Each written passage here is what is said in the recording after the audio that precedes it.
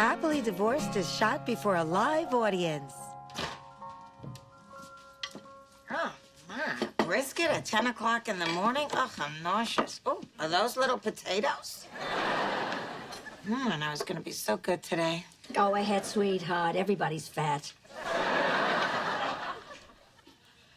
Peter, don't you look gorgeous in your jogging outfit? He gets it, don't you look gorgeous, and I get everybody's fat? Thank you, Dory. I'm trying to impress this new guy in my spinning class. Listen, doll, if I were a gay man, I would climb you like a tree. Hi, kid. Daddy, what happened to you? You're all black and blue. Oh, a little car mishap. Some idiot installed a new stop sign on the corner of 3rd and Galaxy. New? That stop sign's been there for 20 years. Not anymore. Did you see a doctor? For what? For a pap smear, Daddy. You were in a car accident. Maybe you should be checked out. It's a little bump. This is nothing. Remember, I served in the war. You served turkey in a mess hall. Cut him a break, Fran. That corner is dark at night. It was day. Well, what, were you not paying attention? Were you eating? Were you listening to Howard Stern? What is this, CSI Encino? I knocked over one stop sign. Ma, don't you think that we should do something? Listen, darling, you're 45, you're single, you're still living with your gay ex-husband. We got bigger fish to fry. There is nothing wrong with me. If you really want to help, call the insurance company and get an actual human being on the line. All right, but please, Daddy, just sit down, sit down. I'm fine. Not that phone. There are animals living in there.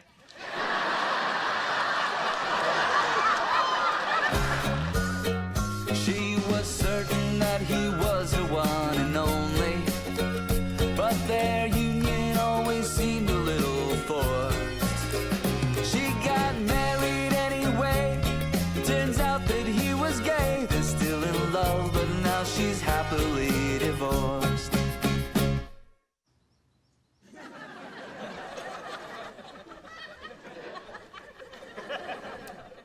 Daddy, there is no animal in your phone. I'm telling you, there's a cricket living in there. It's impossible. Shh! Your voice is frightening it. This is why I stopped taking her fishing. I have to get to my spinning class, remember? My father might be losing his mind. Shut up. You hear that? It's not plugged in. It's not connected to anything. What else could it be? Daddy, it's the battery. It's dying. Oh, the battery! Mystery solved. Who wants Kugel? Daddy, did you forget that there was a battery in here? Okay, so I forgot. Enough already. Yeah, I'm gonna go out for a while. You're taking the car? No, my hoverboard. Like Michael J. Douglas in Back to the Future. Mom, are you honestly gonna let him just get in the car and drive away like this? You're right. Glenn, pick up Dijon mustard and 2 red onions. Wait up, Daddy. I'll go with you. I need some onions, too. I know what you're doing. What am I doing? You know what you're doing. Well, if you know what I'm doing, then you know what I'm doing needs to be done. What are you two doing? I'm going with Daddy to the market. No, you're not. I don't need a babysitter. Daddy, I'm sorry, but under the circumstances, I don't think that you should drive alone. That's some nice way for a father to talk to his daughter. So you can play this game. I don't hear you. Seems like you have this under control, and I'm late for my spin class, so if you could just hand me our car keys, then I can not go and be here for you. What is the matter with you? You're making your father feel like an old man.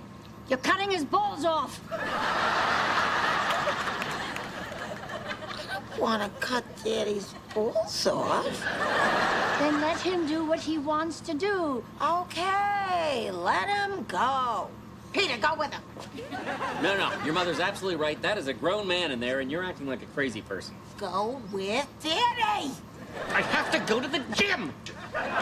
Keith takes the 11:45 spin class. If I'm not there at 11:30, that damn Diane Cannon gets the bike right behind him. Come on, Fran. I spent $75 on this tracksuit just to impress Keith. You look fat. You're saying that to get me to go with your father. Am I? I'm going with you, Glenn. We're gonna go get a drink. Good. Just find a place with no women. Oh, you got the perfect man for the job, Daddy.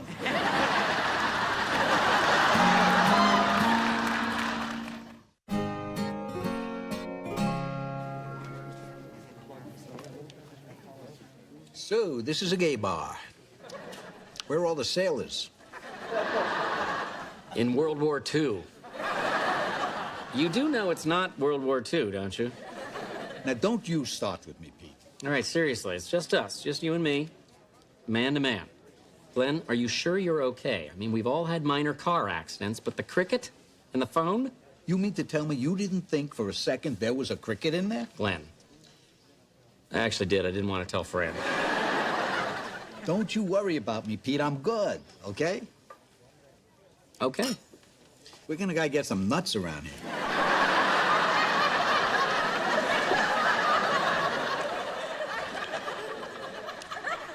Look around.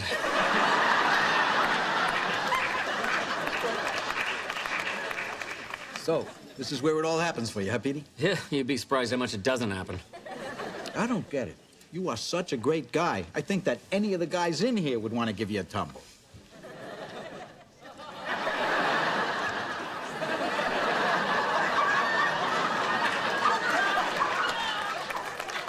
You know, we never really talked about your whole switcheroo thing. Yeah, well, we don't have to. Let's talk about it. Let's not. I'm not gonna lie to you. I don't understand all the ins and outs, what goes where, who's on first, who's pitching, who's catching. But I do want you to know, I love you, and you will always be my son. Wow. You took this so much better than your daughter did. Oh, my God, it's Keith. Who's Keith? He's the guy I'm stalking at my gym. Which one is he? Leather jacket, tight jeans, biker boots. I see 12 Keiths. Keith, what? Stop it! Glenn, Keith! I don't want to Come over talk to here. him. Do not get him. Oh, brother. Keith, Glen Newman. I want to introduce you to my single available son. This is Peter. Hello, you doing? Hey, what gym do you work out? Because I could swear I've seen you in the locker room before. What, are you stalking me? It's a nice leather jacket. Ooh, like butter. Feel this, Peter. No, I don't need to touch it. Go ahead, it's okay. Okay. You know, if you like this, I sell them in my store. You got a leather shop? Isn't that like the equivalent of a Jewish doctor in your world? It's actually a motorcycle shop. Yeah. Why don't you two get a drink? Glenn. I think it sounds like a great idea. I'll take a beer, thanks. I love you.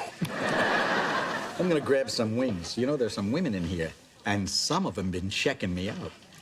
I still got it. So do they.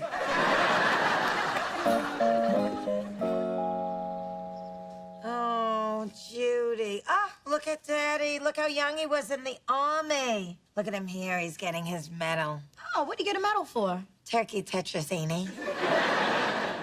Look, Fran, I know you're worried, but this is life. People get older and they forget things. My dad forgot he had a wife like every other weekend. I know, Judy, but you know, my dad's always been so sharp. And then to see him so confused, it kind of scared me. And then the accident. Fran, relax. Glenn is as sharp and manly and sexy as he's ever been. I mean, that gorgeous head of hair, that body. You know, the only one that came close was Dana Goldstein's dad. Now, he was packing heat. Okay, you're opening up a little window into yourself now. Shut it. You want some of my wife's famous 5-alarm chili? Or as I like to call it, the Mexican cleanse. Ooh, I love spicy. Is your daddy still alive? Peace out, Glenn. Good times, G-Dog. How was he? he? How did he act? Was he with it? Are you kidding? Your father is like the best wingman ever. Oh, no. He didn't think he can fly, did he? Fran, your dad is great. In fact, that guy's got major game. I mean, we're standing at the bar. Who do I see across the room? Keith. 2 seconds, your dad hooks us up. So he's good. Good? He is fine. Peter, I'm talking about my father. Oh, he's sharp as a tack. I mean, you should have seen him bargain with Keith at his store. That's right. Keith owns his own business. Oh, I feel so happy right now. Me too. I can't afford to eat in the places I like to go. Oh, thank you, Petey. I feel so relieved. Franny, you really have nothing to worry about. Your dad is okay. Besides, I don't think Keith would have passed him on his road test if he wasn't. What road test? For the motorcycle. What motorcycle? The motorcycle he bought from Keith. Oh, incidentally, threw in these beautiful gloves because he likes me. Oh, they are beautiful. Can I see them a minute? How could you let him buy a motorcycle? Are you crazy? Those things are death machines. Oh, calm down. It's not like a big Hell's Angels chopper. It's something like Scooby-Doo would drive. You are going to have to march yourself right back there and make him take it back. I am not going to do that. He wouldn't do it if I asked him to, Fran. He loves it. Well, then you don't ask him. Thank you. We'll steal it. Now we just have to figure out a way to steal a motorcycle. Why are you looking at me? It's because I'm Mexican, right? I was looking at Judy. Why? Because I'm black? No, I need you to drive us over there so we can steal it. No way, not me. I've never stolen anything in my life. What about my youth?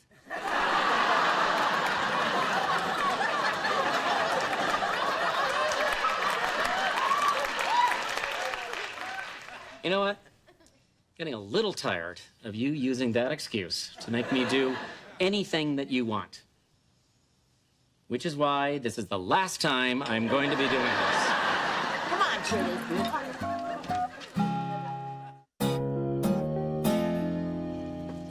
Fran, I don't want to do this. It doesn't feel right. It just doesn't feel Oh, right. would you stop being such a baby? You wouldn't even steal the key from his kitchen. Well, I didn't want to leave my fingerprints. Oh, but you don't mind leaving your fingerprints on the knife to cut yourself a hunk of pound cake? We have to go back. Oh, my God. This is the bike that you let my father buy? Of course not. It's the one next to it.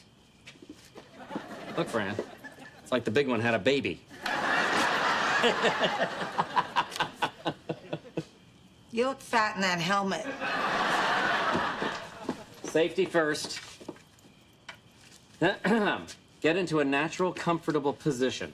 Your grip should be relaxed but firm, not too tight.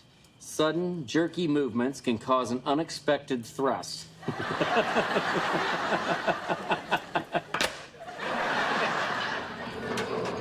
Someone's coming. Hurry, get on.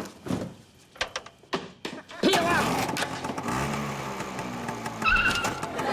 Okay, burn rubber.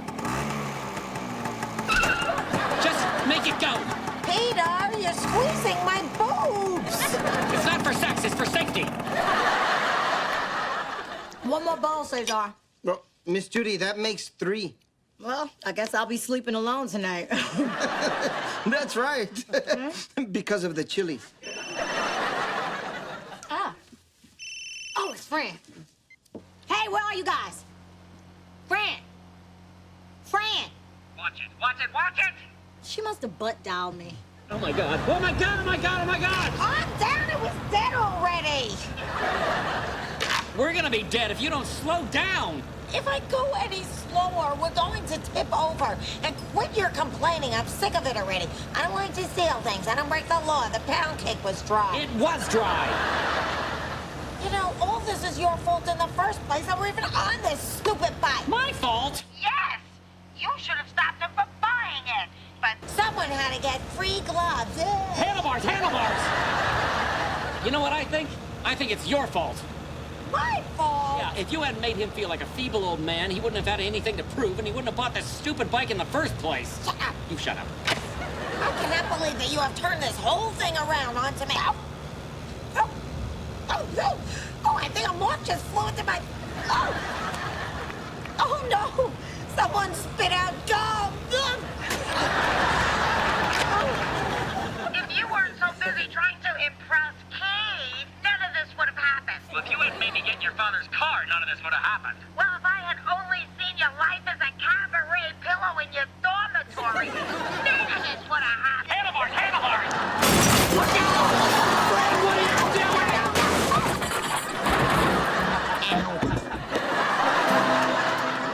Daddy, I was just trying I don't want to hear any more from you, little girl. Do you know what it feels like for a father to get a call like this in the middle of the night? My heart dropped. You know what I paid for that motorcycle? Well, I just thought... Yeah, but you didn't think. The man knows what he's doing. Turn off your blinker, Glenn. What were you thinking, driving a motorcycle? You never got on one in your life. At least I drove one for 3 years in the Army. What did they give me? And what the hell were you thinking breaking into our house? You don't love me. Don't give me that you don't love me crap. Who picked you up from that hospital in the middle of the night? And who the hell cut into the pound cake I was bringing to Hadassah tomorrow? I don't believe you went through all this just because I forgot a stupid phone had a battery in it. Believe me, you're gonna forget a lot of things when you get to be our age. All kinds of new things happen. You get a new leg pain. All of a sudden, you can't move your shoulder. Your father wakes up stiff in all the wrong places. Your point, Ma. We're old. Darling, trust me, I know the man 50 years. If it's something serious, he tells me. And that's when I'll tell you. You promise? Of course, sweetheart. Valerie Bertinelli, oh my God, I love you.